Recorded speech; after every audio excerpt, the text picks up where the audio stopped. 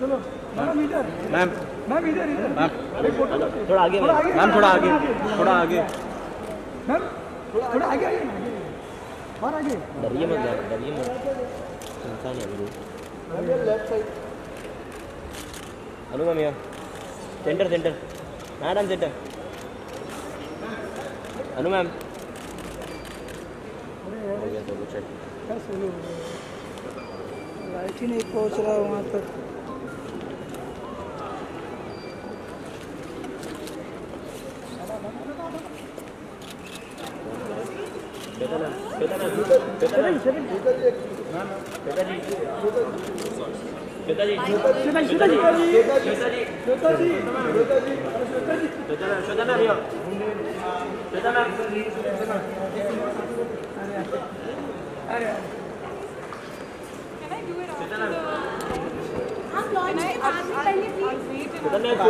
वो सारी फोटोज देखिए आपको नहीं है, आप लोग तो रिस्पेक्ट करिए ना प्लीज।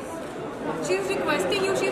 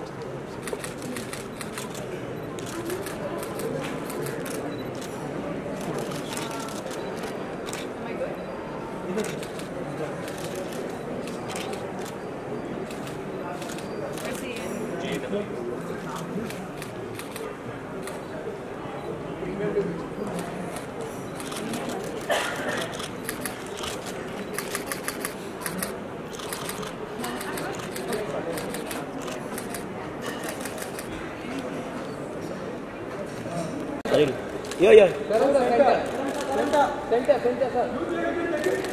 Centre please. ये कैमरा करण सर, सामने सामने एकदम बेटा। करण सर यहाँ पे देखिए, यो करण सर, करण सर सामने।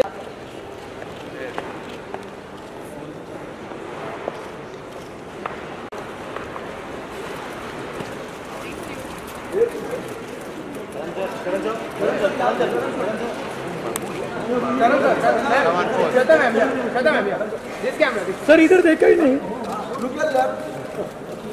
श्वेता जी रुकिए, श्वेता जी, श्वेता जी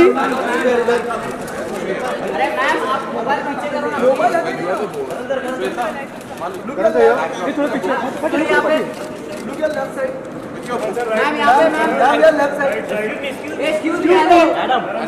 ये कौन नया लोग है कह रहे? सर यहाँ पे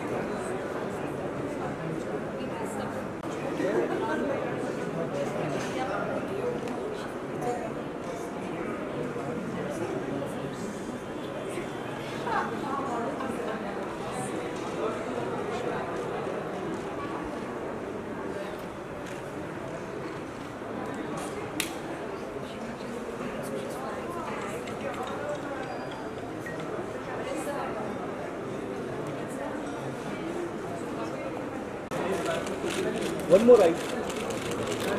Shweta ma'am, ये center ना.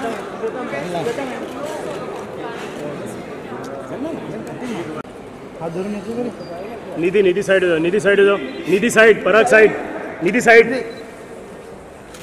Sir sir sir sir photo जाए सर, सर फोटो जाए, फोटो सर सर एक second sir sir sir sir sir sir हो जाए photo sir sir sir sir. अरे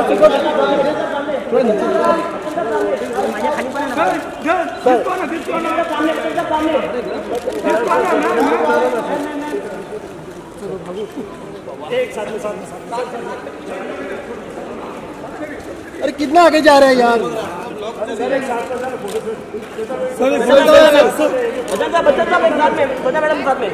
अरे मागे आहे यार, एवढी जागा आहे यार. अरे पीछे रहो, पीछे जो सब लोग पीछे आ जाओ. हाँ सर एक फोटो. सर साथ में अरे फ्लैश फ्लैश. हाँ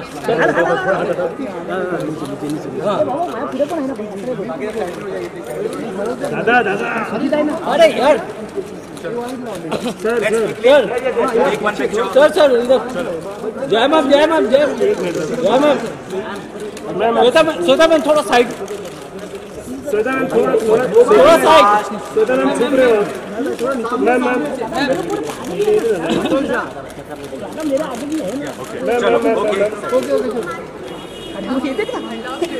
Thank you, Mama.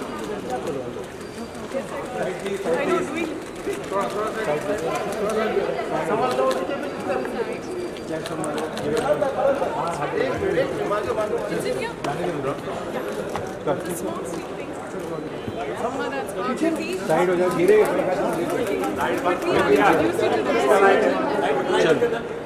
मेरे को लेना पड़ेगा.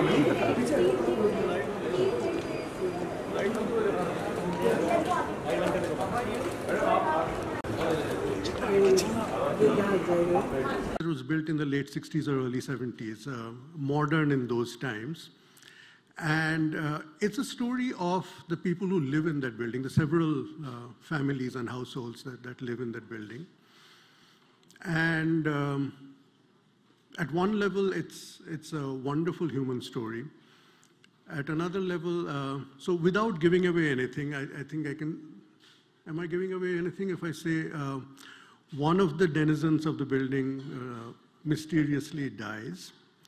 And that, of course, sets the ball rolling on a whole different narrative.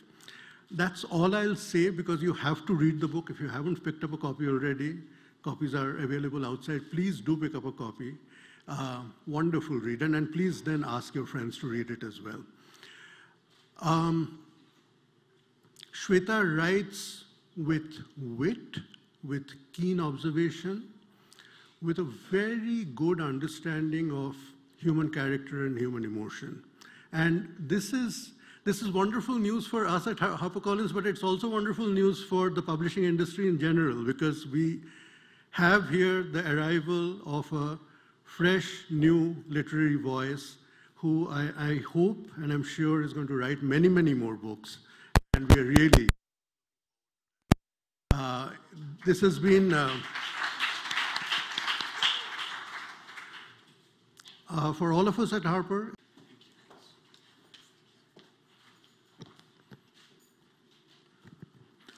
Hi and good evening, and a very warm welcome to all of you. We have friends and family of Shwetas in the house, and this is a wonderful, wonderful house full of love. So I have to say that I invited myself to host the proceedings. Shweta is very shy and never likes to ask anyone to do anything for her, but I invited myself because I'm mainly a host and I just direct whenever I get some free time. And so I decided to do this because I love and adore Shweta, and I have grown up with her. Both of us grew up and we got pretty close as children because we had one common factor. That was the bullying of Abhishek. We were both bullied, though we were both much older than Abhishek was. And I think Auntie Jay will tell us more stories than what she might remember. But I remember that we actually bonded when we were both tied to a tree trunk while the others were playing. Why we were tied to that tree trunk, only Abhishek will be able to tell you. And when I turned up to Shweta's birthday party in a Superman costume, though there was no theme that particular day, my mother, of course, was misinformed and sent me looking like Superman. So I have many, many memories of Shweta. But what I do know about Shweta is that she is an exceptional, exceptional talent. She's always stayed away from the spotlight, though everyone who's close to her and knows her well knows that possibly the best actor in the family is Shweta. Her ability to... to tell a story, her ability to narrate an incident, her ability to mimic many, many leading lights of the film industry, which they may never know of or never see because Shweta is that shy. But I always knew that she was talented, exceptionally astute, amazingly observant, and actually has a sense and an ability to write so beautifully that I knew, and I was not surprised the day I knew that she turned columnist, and then finally she turned author. When I read Paradise Towers, I knew that it was really a huge loaf of life, not just a slice, but a loaf of life. Everything that she's keenly observed, having lived in Delhi, having lived in Mumbai, having traveled the world, and mainly the way she addresses the characters, the way she actually points the nuances of human behavior is all there. Apart from that, her exceptional wit and her storytelling expertise is all there for you to see. Shweta, I wish you all the best for your debut venture into the literary world, and I'm sure that there will be many, many more, and you will do your father and your grandfather tremendously proud. Give it up for Shweta Bachchan Nanda, ladies and gentlemen. And of course, who better than her iconic and legendary parents to do the honors today? Both of them leading lights of the film fraternity, exceptional actors, exceptional entertainers, and possibly the most amazing people I know in the movies. They're like parents to me, and I'm very, very grateful to have known them in my growing years. Ladies and gentlemen, please welcome Shweta's parents, Mr. and Mrs. Amitabh Bachchan, Mrs. Jaya Bachchan, and Mr. Amitabh Bachchan on stage.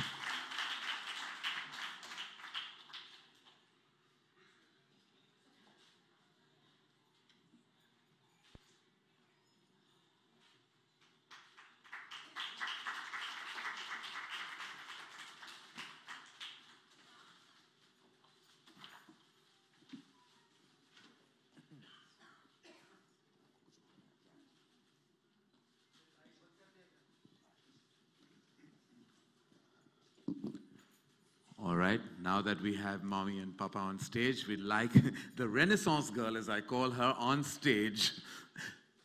The spotlight is all yours. Yes, come.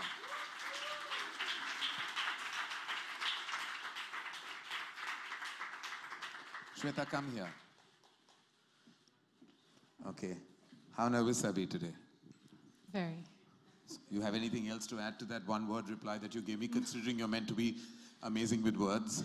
No, not right now. Not right now? All right, okay. Okay, we'd like to unveil the book, ladies and gentlemen, and for that, I would request Mr. and Mrs. Bachchan to please do the honors. Yes. It's there.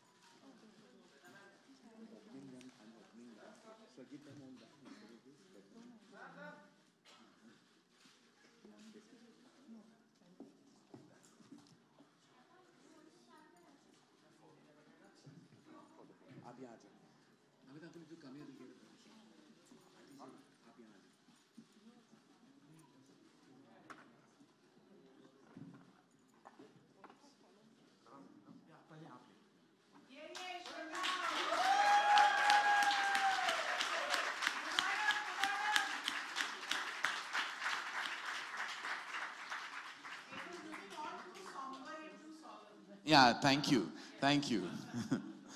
Well done, Shavana ji. We love you. Jayanti, I would love to ask you what you're feeling at this moment. She said, "Good Lord," before I gave you the mic. Good evening. Sorry for coming in late. Sorry, Shweta. Sorry, Karan. We got held very badly in traffic. I knew she would do this. Since she was a child, I knew she would someday write. Mother's instinct. What else? You just asked me one question. You have nothing else to add to that? You knew she would write. Mother's instinct, that totally we all knew she would write. In fact, I was hoping that one day she'll act, but that won't happen. I think that she's very inspired by your screenplay writing. Oh, me? Yes. Because the way you detail your characters, I think that's what she's done in this book. I was actually quite surprised, and I keep saying, Shweta, is this character that person we knew? Is this character? She says, no, Mom, no. She's totally lying. They're all real people. And she's just not telling us. She's inspired by many people, and people perhaps is sitting in this room here. You'll never know. They may have found their way into her book. Even I feel some of the characters are very close to people that I think you and I both know. We'll discuss that later, Auntie Jaya. Thank you. Thank you for being here. Amit Uncle, may I please ask you what you're feeling at this moment? Thank you, ladies and gentlemen, for having us here. It's a moment of great pride and honor, very emotional for parents to be at the launch of their daughter's book. As a father, I feel very privileged because she's my daughter, and daughters have a special place in my heart. I wish her all the very best. All I can say for the moment is I'd endorse what Karan said a little earlier on, that she really is the best actor in the family.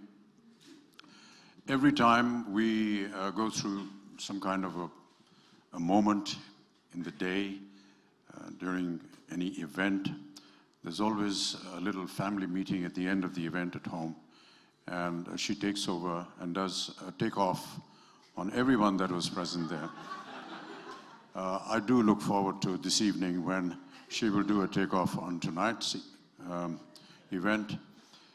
She's also very perceptive about observation, and I do rely on her many a times, as does the rest of the family, on many incidents that may happen within the city, within the home, within the country, within the world.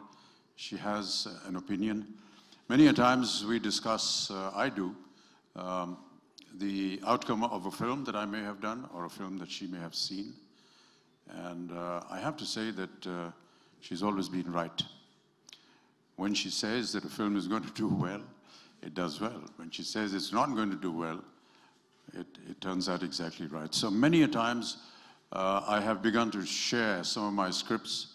I'm afraid I couldn't do many of them earlier on, and I want to be excused for that. But recently, though, she has been extremely helpful, very perceptive in giving me ideas and thoughts on what I was working on.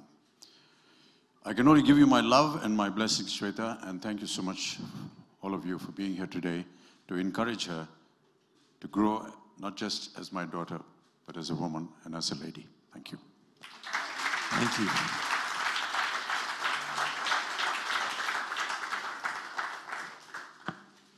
Thank you so much, Amit Uncle. And may I also now please request you to read your favorite passage from the book for all of us. It would be an absolute honor. Thank you.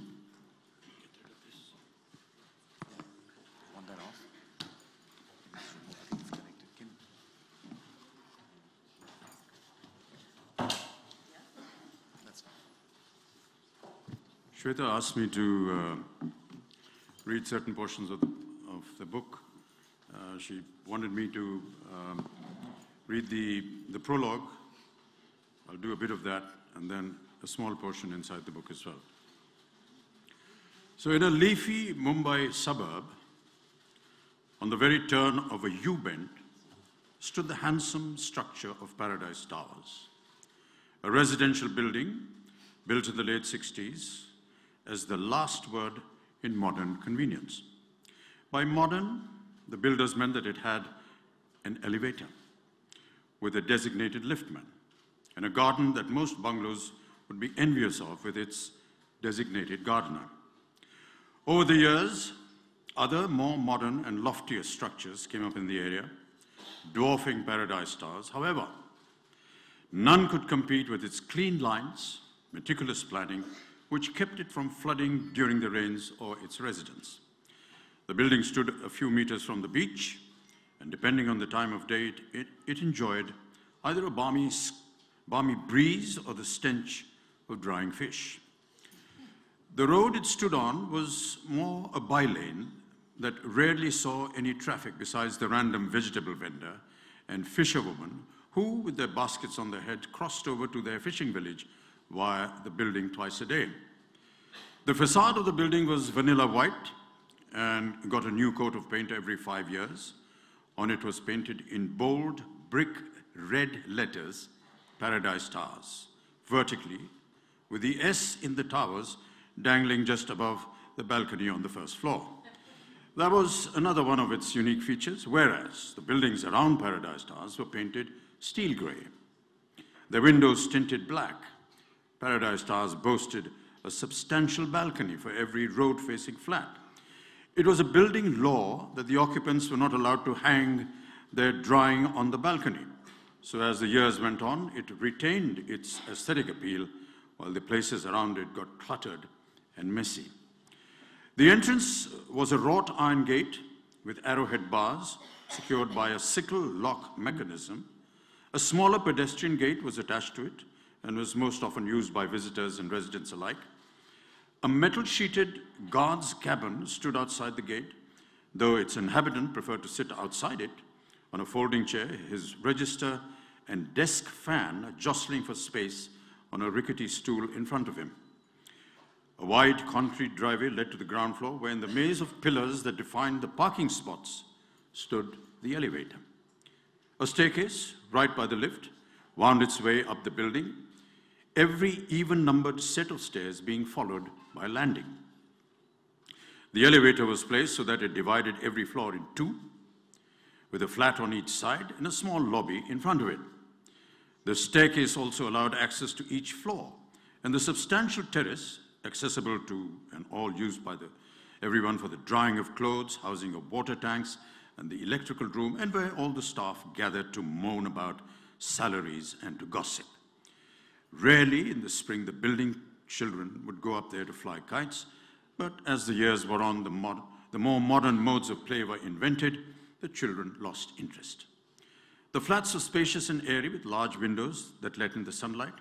They each had a small kitchen, staff quarter adjacent to it, and 2 bedrooms.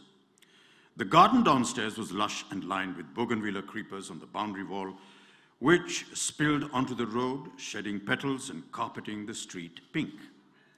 Well-tended flower beds with seasonal flowers ran all over the circumference of the garden, breaking only at its entrance, and a mud path ran alongside for those who wanted to walk. Palm trees flanked the driveway on one side, and there were talks of installing a water fountain, which was then scrapped in favor of leaving the driveway with a roundabout used for potted plants and a seating spot for the maids to keep an eye on their wards, who often played in the garden. The residents of Paradise Towers were an amenable bunch. They all interacted with each other, and the children were constantly in and out of one another's flats. The women had a committee which organized Diwali and Christmas parties yearly, and once even a 70th birthday party. They were fast friends and sworn enemies, but seldom any grave unpleasantness. Nothing dramatic ever happened at Paradise Towers, or so you might think. Of course, appearances can be very deceptive.